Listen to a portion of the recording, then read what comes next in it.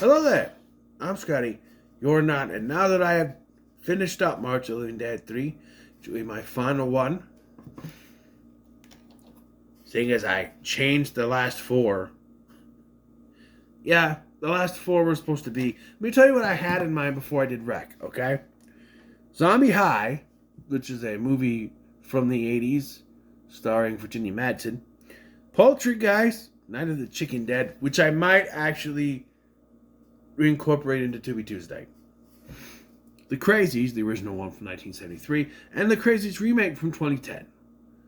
I took those off and I did Wreck instead because I realized they were on Tubi and I went, yeah, let me do those. Those are more popular, right?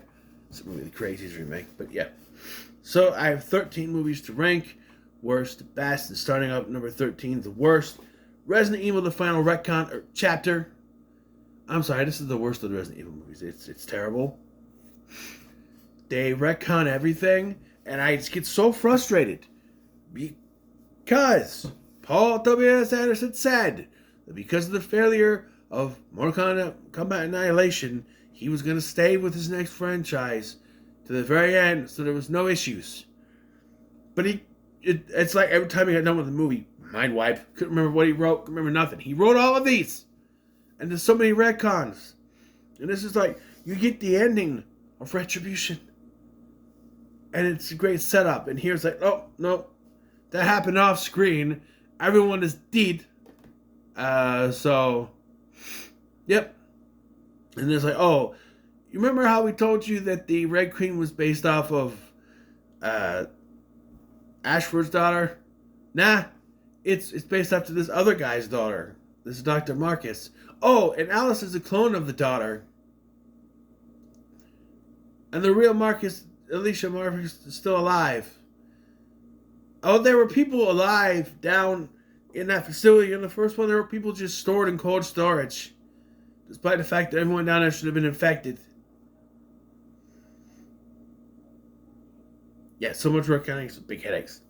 And even at the end, it could just end with like, oh no, it's going to take years for the cure to work, so my journey continues. Because they're setting up for a TV show, which they never actually did in this continuity, but they did the other one with the Black Wesker. Which, Number 12, Resident Evil Extinction. And the reason this is down so low is because I just didn't care for it. You know? It continues the story from the second one, but then, like, they're just in a vast wasteland, and I don't like the post-apocalyptic shit. It's in the middle of a vast wasteland. It's like the later Phantasm movies where they're just in the middle of fucking nowhere. It just didn't appeal to me, and he just, like, I liked LJ in 2, but he was very annoying here, and he kept to look at his, like, we get it. He's infected. Why does it take so long, right? I just didn't care. And this is really when, like, Paul W.S. Anderson was, like, going all in on his wife. She has power to blow up crows with fire now, does she? Sure.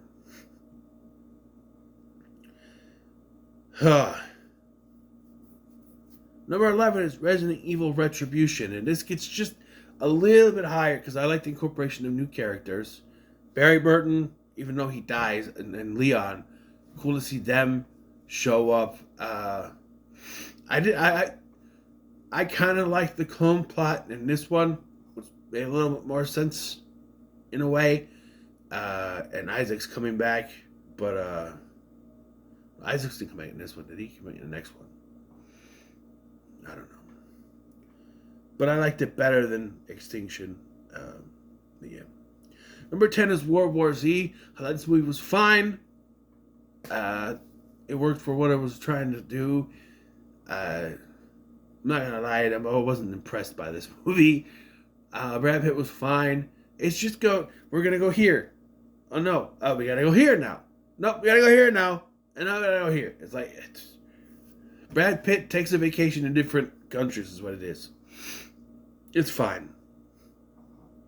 Right. Number 8 is going to be number 9. I might get some flack for this, but I really like, at this point, from 9 up, I like and have very minimal issues with. Okay? Keeping that in mind, number 9 is Zombie, Lucio Fulci. I'm not a Fulci guy. You guys know this. I like Argento. This was good, and I liked it. I had fun with it. But it's not what I'm going to rush back to. I'm like, you know what movie I'm going to put on today? Zombie. No, I'm not going to be like that. If I want to put a zombie movie on, I'm going to put on Shaun of the Dead, or even one of the Wreck movies, or the first Resident Evil movie or something. Some other kind of zombie movie. I'll put Scouts versus Zombies on over this because I can have fun with it. This was nice. It was a nice film. It was very well done. The score was good. I appreciated that. Very well done. Not my cup of tea. You know what I mean?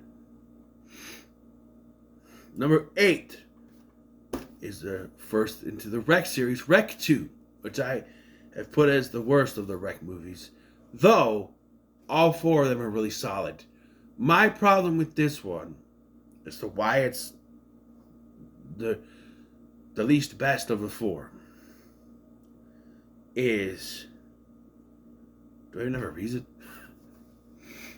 Because I think it retreads too much of the first one, where we're just going through the whole thing with the priest kind of setting things up, and then the reveal at the end with her being possessed. It makes me question, why is Tristana Medeiros still running around then if she's not possessed anymore? Shouldn't it be, like, what is going on? Is it still running around? I don't know. But it was an interesting twist and everything, but like,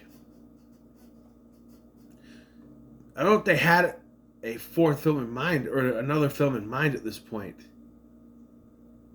So I don't know where they thought it was going to go. It was an interesting twist. I don't know. I just, out of all 4, I like this one the least, is really what I'm saying. Oh, I know what it was. The kid subplot. That's why I like this one the least. Because of all of them, that's the one part in any of these movies I went, why are we following? It just cuts to them and I'm like, why are we following these kids? Why? And the fact that it never gets acknowledged what happened to the other 2 kids. We never find out. They never go back to them. It was pointless. By their own admission, it was only there to get a younger audience, which is stupid because they're rated R. Number 7 is Resident Evil Afterlife, which I didn't mind. I have a little bit of an attachment to this, as I saw this in theaters with the Groby and my friend Travis, our friend Travis. And I like it. I think it's a fun film. It's another one of those, we're going to go to this place, which ultimately becomes pointless. It's another Bridge the Gap movie, but I think it works for what it's trying to accomplish. And I liked Wesker in this one better than he is in 3. And the Wesker twist in the other one. Oh, I'm actually a good guy now in Retribution. And the 5th one, psych! I'm still a bad guy and I didn't give your powers back. But I liked him in this. So, number 6 is Wreck 4, my most recent watch. And I like this. It's on a boat. It goes back to being, condensed as opposed to all over the place. Though I do have 3 higher than this, obviously. I liked Guzman in this. I like the way the infected look. The CGI is a little wonky. And the reason why it is so low is we did go back to, after the 3rd one, having a bit of a change, a bit of a shake-up. This is just like, hey, let's take it back to a small area again. And let's do more of the same. Only it's not in a building, it's in a boat. I'm on a boat. I'm on a boat. Just like, but I had fun with it. So, number 5 is going to be Resident Evil Apocalypse. And I feel like this is, out of the original run, this is the most fun. I think this is the most Resident Evil you get. You got Jill, you got Carlos. LJ is there also. I think this is a very well done film. But, it just falls short of the other 2 in this franchise and the other 4 in this. Because it just, I don't know. I think it's well done. I just don't like it as much as the other. Number 5 is going to be Resident Evil, the original Resident Evil film. And has nothing to do with Resident Evil. But I think it's a nice little spy military film, zombies, nice zombie film. I think it's a really well done zombie movie. No way is it Resident Evil, and that's intended. Paul W.S. Anderson's script was not related to Resident Evil in any way, shape, or form, but they gave it to him anyway. So number 3 is Resident Evil Welcome to Raccoon City. Yeah, blasphemy! I don't have a Resident Evil in the top spot. But no, this is good. This is the best of the Resident Evil movies. I'm not going to do a Resident Evil ranking because it's in here. So if you're going for what my ranking Resident Evil movies are, it's the final chapter, Extinction, Retribution, Afterlife, Apocalypse, the original one, and the Welcome to Raccoon City. This is the best Resident Evil movie they made. It's the most like the video games, even though people still bitch and complain. We want movies like the video games. Here you go. No. You did this and this wrong, and that one, this and this wrong. Oh, give me a fucking break. We did what you wanted, and you still bitched and complained about it. There is no pleasing you. Take the Faja away. Number 2 is going to be Rec. 3. I like the wedding setting. I like the characters of Koldo and Clara, especially Koldo's going around with a freaking just like a knight, but then Clara's got a freaking chainsaw. And I think it was very well done. I think it works. Didn't care for the ending, and I don't know why the pregnancy plotline was in there. It's like Friday the 13th Part 2. She's pregnant. Doesn't matter. She dies anyway. So here she's pregnant. What they should have done. I just thought of this. There's no bite. They get out. And they're like celebrating. They're getting taken away. And you just see her eyes glow. Like there's something in there. Then it cuts. So now you're like, oh. She got away. She's not infected. Right? I don't know.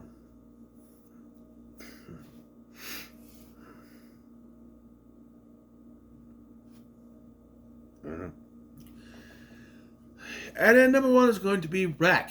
Now, this is why it's so big for me. Is that I didn't want to give this franchise a chance. I tried watching the first Rec last year or something. Couldn't get into it because it was in Spanish. And I was watching it on that TV, and it's far away, it's hard for me to read. But, because of my experience with Coffin Joe, taught me to watch it closer so I can read it better, it worked. And I enjoyed all 4 of these very well. And I was able to enjoy myself with these. And I want to buy the box set because I think it'd be fun to put on. I can put it on the background. Now, some words I understand. Like, there are times where they say, mierda. And I'm like, it said shit. Someone said shit. Someone yelled out, basta. I'm like, enough. That's what it means in por favor. And words that I understand. I'm like, I know that word. I'm like Leonardo DiCaprio. But I know that word. You know? So when I'm doing something, I can hear a word I understand. Oh!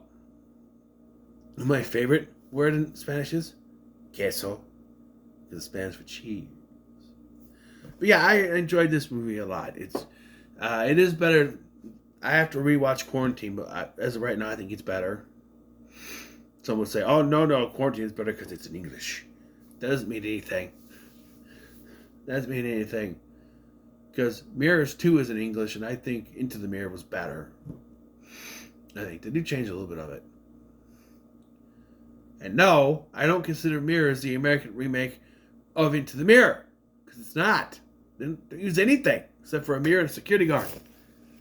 But yes, I won't blow my nose again on camera. But, yeah, so Rec is number 1.